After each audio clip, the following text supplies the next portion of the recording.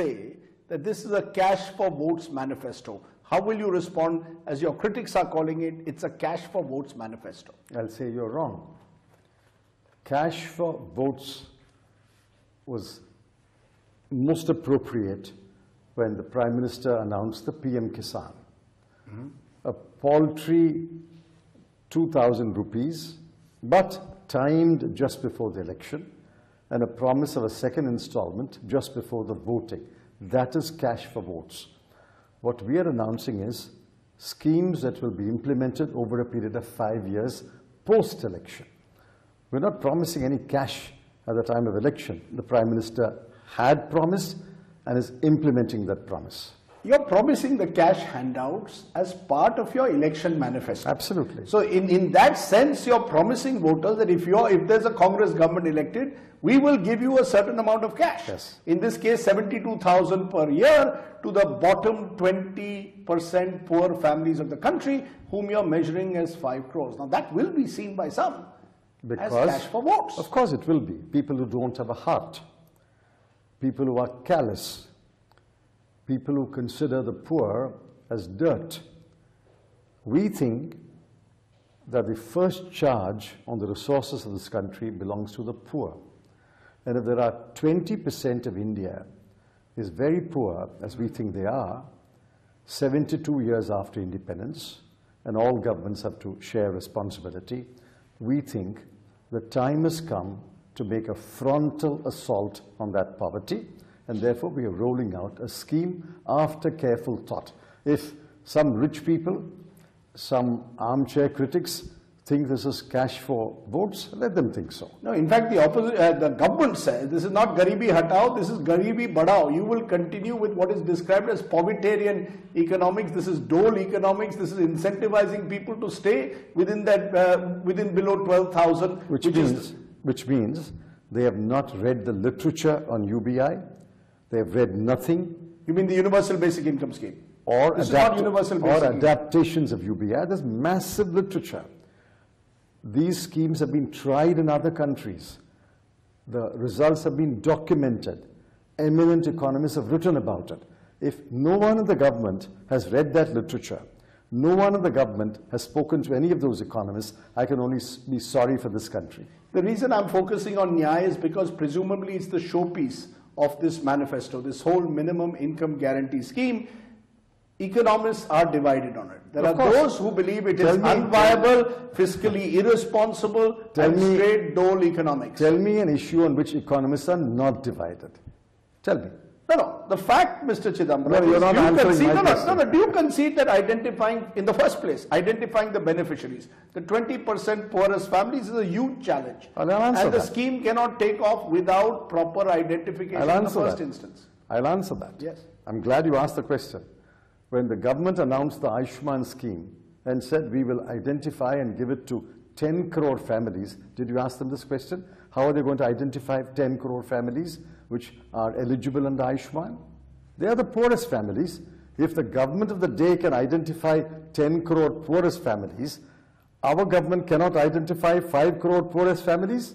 What logic, my dear friend?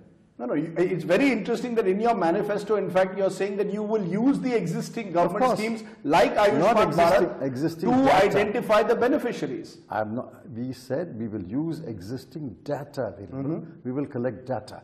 I'm glad you asked me this question. I'm disappointed you didn't ask this question when Ayushman was announced. Mr. Chidambaram, you're in a combative mood, but of course I am. No, sure. You know, it is believed that you consulted several economists while unveiling this scheme. Raghuram Rajan, I interviewed him last week. He warned that the scheme will need to be fiscally prudent, will have to perhaps subsume some existing subsidies. You may have to give up some, which worries him. He also said. Yes. He also said it has to be very carefully designed. That's right. There has to be a pilot. The results will have to be proven on the ground, and the phase out has to be, and the rollout has to be phased. We accept every one of those limitations. So in that sense, it's not as if the Congress government comes to power in May, June, if you come to power, on day one you will provide Nyaya or 72,000 to these families. Who said so? I know. Read our manifesto. So therefore, in that sense, you are promising a future which at the moment is uncertain because the scheme has not been fully thought through. Has Ayushman been fully rolled out? I mean, what kind of questions are these? This is a 5-year government. We have announced a 5-year program. We have upfront said it will be carefully designed by a group of experts, economists, statisticians, etc. There will be a pilot, there will be a testing period of 6 to 9 months. Then the rollout will start.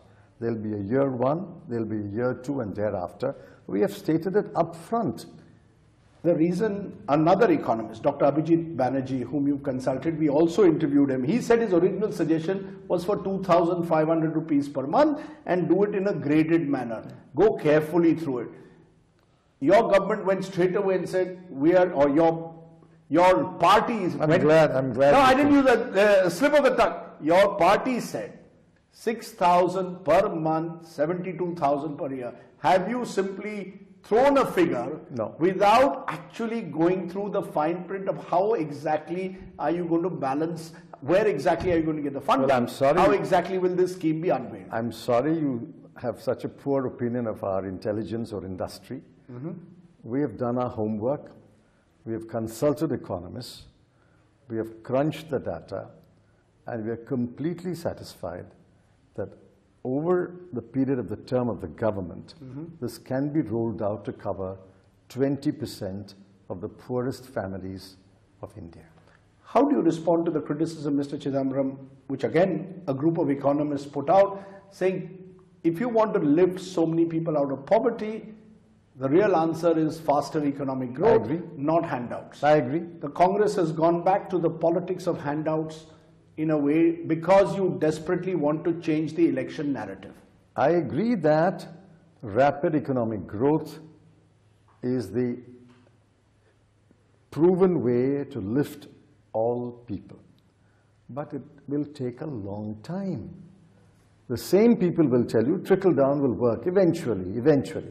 What is eventually? How long can the poor wait? And why should the poor wait generation after generation? After independence, there have been 3 generations of families that are abjectly poor. Yes, we have lifted 50% or more out of poverty. When we became independent, the poverty ratio was over 70%. Now it's 20%. In 2004-14, in those 10 years of UPA, we lifted 14 crore families out of poverty. We still have another 5 crore families or 25 crore people who have to be lifted out of poverty.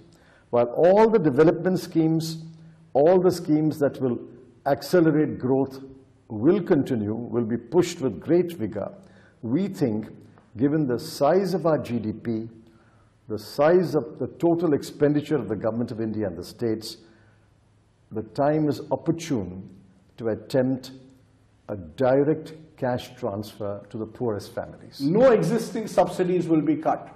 As I've said, and you read the manifesto, we say, subsidies designed with specific socio-economic objectives in mind will not be affected. We've done a rough calculation, Mr. Chidambaram, very rough after the manifesto, that tells us the minimum income guarantee scheme would cost the budget about 3.6 lakh crores. The government, education which you are saying you will bring to 6% of GDP. Over 5 years. Okay, would cost 2.33 lakh crores. Health, 3.23 lakh crores. You are promising a right to health. Plus the additional burden of 22 lakh government job vacancies that you are promising to fill.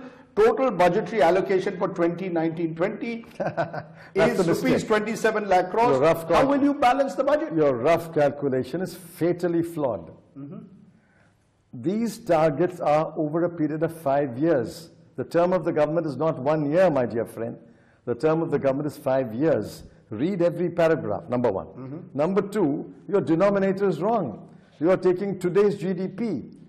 The GDP was 32 lakh crore, went to 64 lakh crore after the first 5 years, went to 128 lakh crore, now it's 210 lakh crore. In 5 years, the GDP will become nearly 400 lakh crore. Your denominator is wrong, your denominator is static, which is why it is a rough calculation, very rough, I might say. Do you concede raising resources for this kind of, for these various schemes that you're promising will be a huge challenge?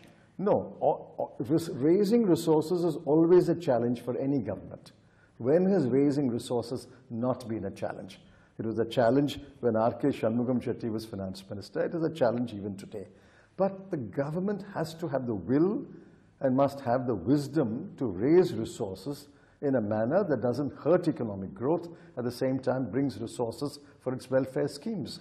That's the art of governance. Raise resources and expand welfare. I know you've used this, coined this word, wealth and welfare. Create wealth. Create wealth. Guarantee welfare. Guarantee welfare. Sounds very good. Is this your attempt in a way to change the election narrative? Because the BJP, as you've seen, the Prime Minister has set the narrative in terms of nationalism, at the moment at least. The Congress response appears to be guaranteeing welfare, promoting wealth. Am I correct? That you are trying to shift the narrative, trying to, in a way, move away from the narrative of nationalism. This is the narrative. This is the narrative of the people of India. 174 consultations. This is, as I said in my remarks, every paragraph here is what somebody has told us or written to us, written, of course, in precise language. The Prime Minister is trying to change the narrative. He's ignoring the narrative of the people, and he's creating his own narrative because he thinks that is a tried and tested formula.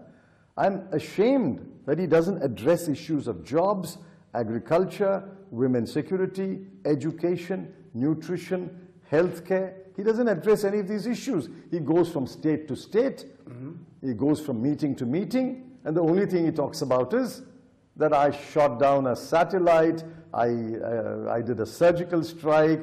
I mean, he spoke yesterday of Hindu terror, for example. That is another in his meeting in Wardha. Did that push you on the back foot? Because you've been a former Home Minister when many of these investigations were done. According to him and according to Amit Shah, the Samjhauta Express verdict, for example, is a classic example of the previous UPA government trying to fix terror responsibility on so-called right-wing Hindu groups. Let me answer. Don't echo whatever Mr. Amit Shah says. I want you to apply your mind and ask questions.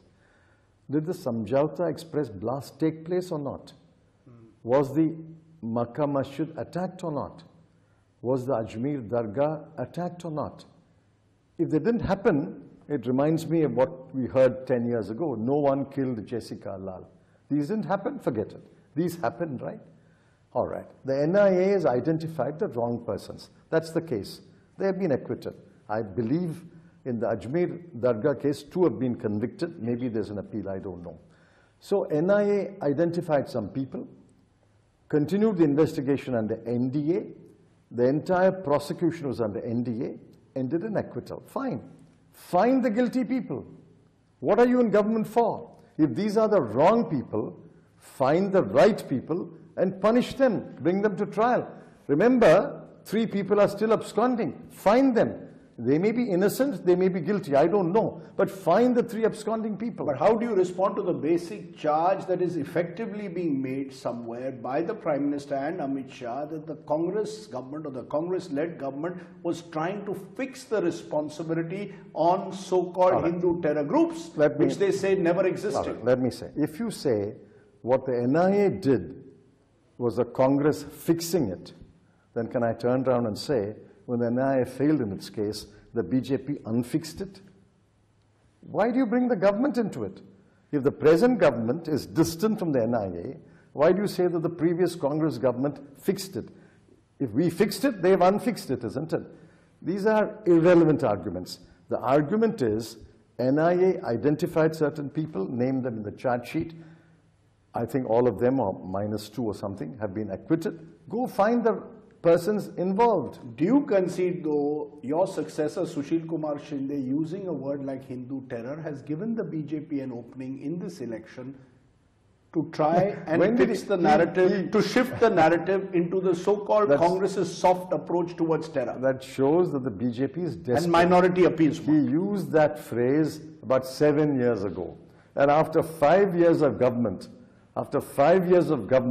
if Mr. Modi cannot talk about jobs, cannot talk about agriculture, cannot talk about education, cannot talk about healthcare, cannot talk about MSMEs, cannot talk about demonetization, cannot talk about the flawed GST, He has to go back 7 years in time and pluck a phrase used by the Home Minister of the day. It shows how desperate he is.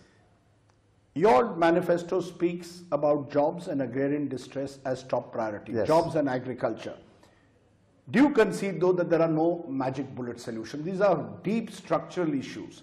To that extent, many of the plans that you have also in this manifesto are not going to overnight change the situation. That's not the question. The question is, after 5 years, what is the record of the BJP in creating jobs? According to their own report, the suppressed report of the NSSO, 4 crore 70 lakh jobs have been lost. Far from the promise of 2 crore jobs a year will be created, 4 crore 70 lakh jobs have been lost. Why was that report suppressed? Why did they force Mr. Mohanan and Ms. Meenakshi to resign? Please answer that. We come to power, we will implement our schemes. If at the end of 5 years we are not able to create the jobs, people will hold us accountable. But how does it exonerate the BJP government which promised to create 2 crore jobs a year and have actually lost 4 crore 70 lakh jobs? You know, many of the promises, or some of the promises you're making in this manifesto have at various stages been made by governments. Repeal the Agriculture Produce Marketing Act. We've been hearing about this for years, to free trade in agriculture. Each occasion, vested interests seem to stall it. What gives you the confidence that your government will actually be in a position to implement much of what is here in the manifesto? Please ask this question a few months after the new government is sworn in. A new generation is taking over, has taken over the party. There is a new generation in practically every party, and this is after careful thought, after talking to farmers. If the new government does not listen to the voice of the farmers, then the new government will face the odium of the present government. The APMC Act will be repealed. Because, you know, you speak, for example, interestingly, of a separate agriculture budget. Yes. How will that actually address the core issues like farmer access to credit? You know, these are issues which will have to eventually be addressed. The budget will not, the Kisan budget will not do anything different from the regular budget. But the idea of a Kisan budget is like a SC component plan and a tribal sub-plan. It will focus on issues of agriculture so that the Ministry of Agriculture and related ministries will be held accountable. See, today the agriculture budget is part of the general budget. It will still be part of the general budget, but it will then be carved out as a separate Kisan budget in order to make the government accountable to the people. You know, you speak of GST 2.0 Yes. in your manifesto, and you say you will bring petroleum products also Yes. under GST.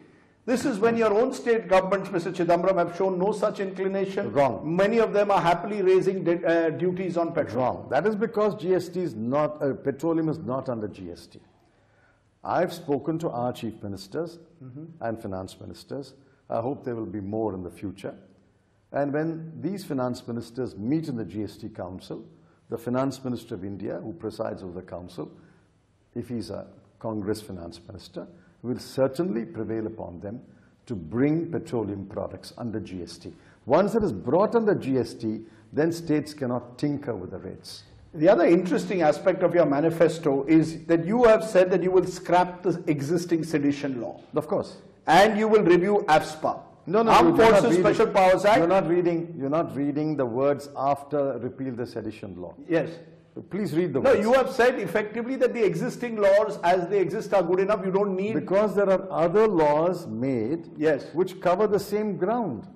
The sedition law is misused. We have the Defence of India Act made earlier. We have the UAPA made later, which if you read it closely as a lawyer, it covers the same ground. But the sedition law, because it's without any safeguards, is misused. You're also speaking of reviewing AFSPA. Of course. Armed Forces Special Powers course. Act. You've been a former Home Minister, and there was feeling that, you know, you in a way exemplified the strong state at the time. Are you now in a way pushing back, realizing that perhaps AFSPA led to excesses? How do you say that? I wanted AFSPA to be reviewed and amended. Because AFSPA, according to me, has no place in a 21st century democracy. It is contrary to the human rights which are acknowledged all over the world. So we are saying we will review AFSPA, make it a more humane law, balance the interests of the security forces and human rights. Now, what do you find objectionable in that statement? The BJP has said that these are all signs of the Congress not showing its political will to take on terror. This will in a way weaken the morale of the armed forces. This is the Congress's soft state approach towards terror, towards perhaps human rights activists, as in contrast to the way the BJP wants to approach. BJP's version, BJP's view of things is not India's view of things. This is a land which emphasizes human rights. The Supreme Court has ordered an inquiry into all the killings in the Northeast, where AFSPA was used as a shield in some cases. So the Supreme Court is anti-national security. Supreme Court is anti-national. This is a completely woolly, wrong-headed argument. Just because the BJP says it, it doesn't become the argument of India or Indians.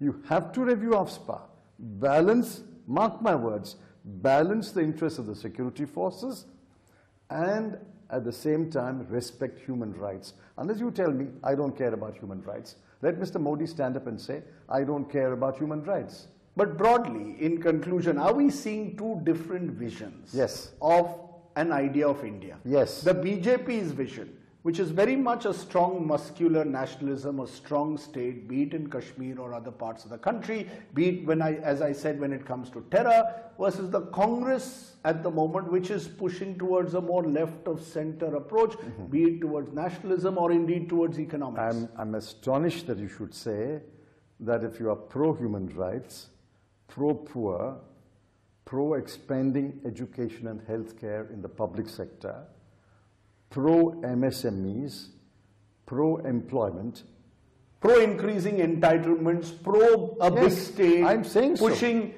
As we create wealth, we have to expand welfare. We are not apologetic about it. We, in 1991, opened up India's economy. Practically the whole of India's middle class today is a child of liberalization. And that's the irony, that middle class, Mr. Chidambaram, has moved increasingly towards the BJP. Mr. Narendra Modi speaks of the neo-middle class, the aspirational middle class, and he's positing it as if the Congress now will want to tax that same middle class to provide benefits to others. I gave you my word, you forgot it. The middle class, the average taxpayer's tax burden will not be increased. Will not be increased. Yes, I've said that. The point is, wisdom and good governance lies in raising resources and creating wealth and expanding welfare. This is not an impossible trilogy. This is not an impossible trinity. This is how good government works. Whereas you talk about a muscular, chest-thumping, breast-beating muscularism which tramples Dalits, which tramples minorities, which tramples women and children, tribals. Suddenly you say some 11 lakh tribals will have to be evicted. You bring a GST and demonetization that cost 4 crore 70 lakh jobs. All that is muscular. What is this muscular? We need to have a government, as I said, with an economic head and a moral heart. Economic head and a moral heart. Yes. Therefore, in conclusion, can I pose your manifesto or your narrative of the Congress party in this election as the Congress's vision of welfarism versus the Narendra Modi BJP vision of nationalism? No.